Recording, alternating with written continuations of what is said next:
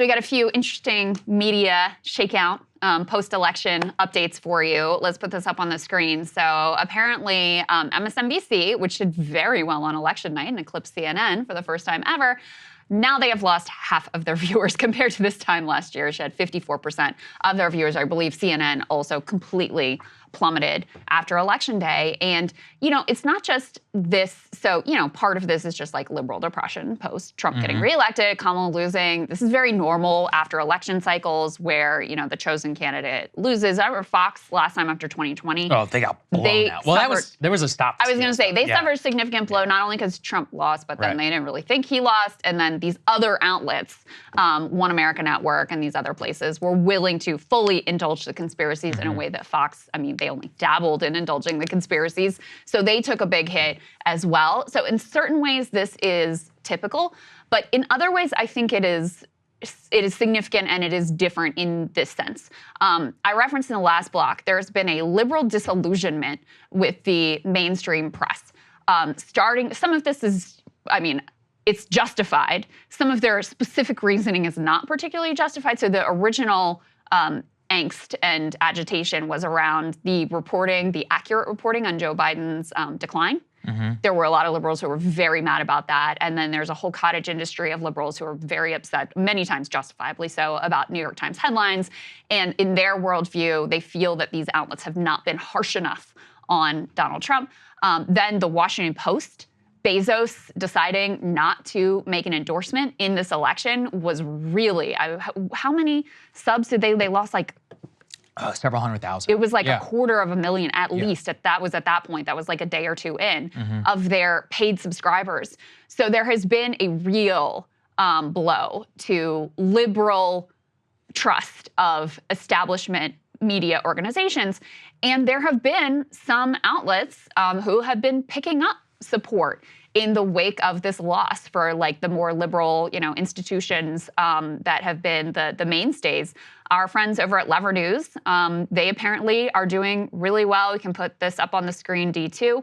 So I talked to David Sirota yesterday, and he told me I could share with you that not only has Master Plan, their podcast, which you guys really should listen to, not only has that jumped up the podcast charts, but they have seen an 11% overall increase in their paid subs in just the past couple of months. So a huge, huge jump in terms of their paid subscribers. I talked to Ryan at Dropsite also. He said that they have seen, specifically on the free sub front, they've seen a massive like multi-thousand person surge in terms of Dropsite News subscribers. And then Nathan J. Robinson, who is a lefty who runs Current Affairs magazine, put this up on the screen. He says they've seen a 900% increase in the rate of new Current Affairs subscribers over the last few days. He says people know independent left media tells them the truth, other outlets delude them, and more vital than ever in combating right-wing propaganda. So there's some, you know, some interesting energy that is out there kind of on the left looking for independent outlets that people feel more effectively report the news and, you know, share their worldview, and also are like with Lever News. I mean, these guys are doing actual journalism, Ryan obviously and Jeremy doing really important actual journalism over at Dropsite.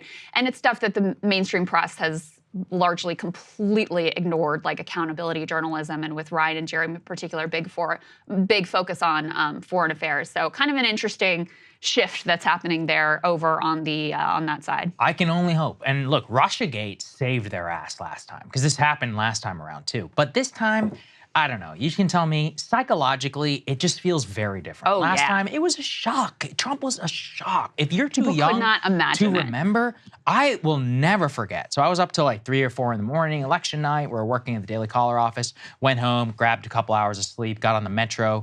The next morning, came to work. It was the death. It was like 9/11. Like I was too young to remember what it was like to be an adult, but that's what I could imagine. It was like to have been around the day after 9/11. Yeah, when I was walking through the airport, I had the same vibe. Yeah, like people were just I was like, this is insane. Yeah, this is insane. Shocked. This time, yeah, it was just like, you know, it's normal. Also, there's no Cope this time. He won the popular vote. He won all the swing states. It wasn't narrow. It was a blowout. There's no Comey. There's no Russia. No letter. Like they left it all out on the field and they got their asses kicked. And so if anything, there's like a reckoning of like, all right, well, you know, we lost to him twice in 8 years. This was not a one-off. Yeah, it was not a fluke. It's not a we're going to get him next time. No. In the end, like, he got away with all the stuff and he won. And he won. Yeah, and not only, not just won, like, he won the popular vote. Like, that's a mandate. You know, I mean, I remember, you know, everyone was like, how can this possibly be it? Look at the RNC. You know, we were talking earlier about immigration. They held up signs that said mass deportation at the RNC.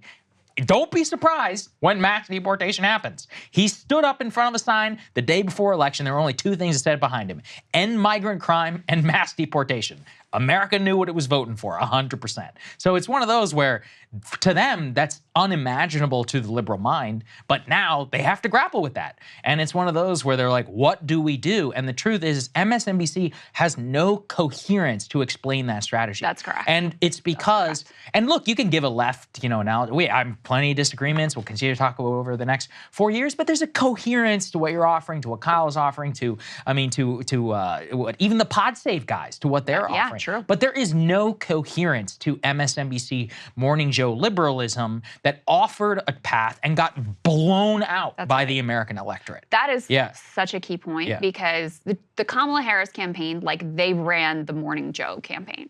That it was run exactly like Joe Scarborough would want it run. Yes. Right? The embrace of frickin' Liz Cheney, the obsession with never Trump Republicans, the constant, like, shunning of the base and anything that they would want, the, you know, constant, like, shilling for Israel and really, you know, basically smearing your own base as a bunch of anti-Semites for wanting a ceasefire and wanting peace. They ran that campaign. And Joe Biden ran that campaign, and Hillary Clinton ran that campaign. And Joe Biden ekes out a win, barely at a time when Trump's approval ratings were in the toilet. People were getting killed during COVID. Like, it was a mess, and you barely eked out a victory. Now, it's like, wow, this whole universe, especially the MSNBC, CNN universe in particular, but also the Washington Post, New York Times universe, your view of the world was wrong. Like, it was wrong. It was repudiated. What you told us was going to work, what you promised that these were the people who were electorally viable and this was the path and these were the, you know, issues and this is how they should talk about it. It's like they did all of that and they lost. They got blown out. And not only that, but you told us that Donald Trump was an existential threat, and you did not act like it. You did not act like it. I mean, especially like Joe Scarborough. These people were running cover for Joe Biden and still trying to keep him in the race after that debate. They wanted a 400 electoral college vote blowout. So I think there's just a very justified loss of confidence, not only in those institutions, but in that worldview entirely. So, I mean, it creates an opening, you know, that clearly, like, places like Lever News, Drop Site, and others are, you know, are there to fill. And this whole conversation about, like, oh, the Democrats need their own ecosystem, whatever. It's like, listen, it may not be as big as the right or as well-funded as the right, but it's not like there is no one in the left of center podcast space. It's just that you've spent most of your time, like, ignoring, shunning, smearing, minimizing that world. And I think, you know, that probably is somewhat going to change. The last thing, just as mentioned, which is kind of funny, Chris Wallace is apparently leaving CNN. We can put this up on the screen. Wasn't there, what was he there, 4 years? Yeah. 3 years? About 3. So he came for CNN Plus. Yes. Oh, I remember. I remember. Apparently, though, it's kind of misleading when they say he quit CNN. What happened is that they offered him a pay cut, and they were like, "You can stay, but you're gonna have to take a massive pay cut." And his ego could not. And he was that. like, "Oh, I can't handle that." I mean, he was getting paid like $7 million. Well, this was actually a very smart way for him to frame this, to be honest with you, because he was like, you know what, this cable news thing, no, that's bullshit. This is tired. Like, streaming is where it's at. I'm gonna go out and do, like, the podcast thing, which, good luck. It's BS. Good luck. Yeah, first of all, his show was awful on CNN. The It had very low ratings. Anyone watches almost any of these people is just because it's like it's on in the background. Yes, exactly. And that's it. It's There's no television. like, I'm tuning in for Chris Wallace. Yes. That's not really. He had a very low-rated show. He tried to do all these weird interviews with pop culture figures. Yeah, that was He completely lost his lane. Never should have last Fox News Sunday. So yeah, I mean, look, he's like a 70-something-year-old man. Like, Just he'll be retire fine. at this point, yeah, exactly. right? Retire, He's got bro. plenty of money. Multi-millionaire. Your father was famous. famous. I'm sure it hurts not to be as good as your dad. It's okay. You know, you're an old man. You've had enough time to reconcile it at this point. Just ride off into the sunset, all right? Leave it to us. We'll continue to fight here. I like imagining him like over on Twitch trying to compete with like Hassan or something. Yeah, it's incredible, right? And you and I both know I like how that. that's I would like him to try that, actually. Yeah, ask I'd like on to see Lemon how that. it's working out for him, right? Okay. Hey, if you like that video, hit the like button or leave a comment below. It really helps get the show to more people. And if you'd like to get the full show ad-free and in your inbox every morning, you can sign up at breakingpoints.com. That's right. Get the full show, help support the future of independent media at breakingpoints.com.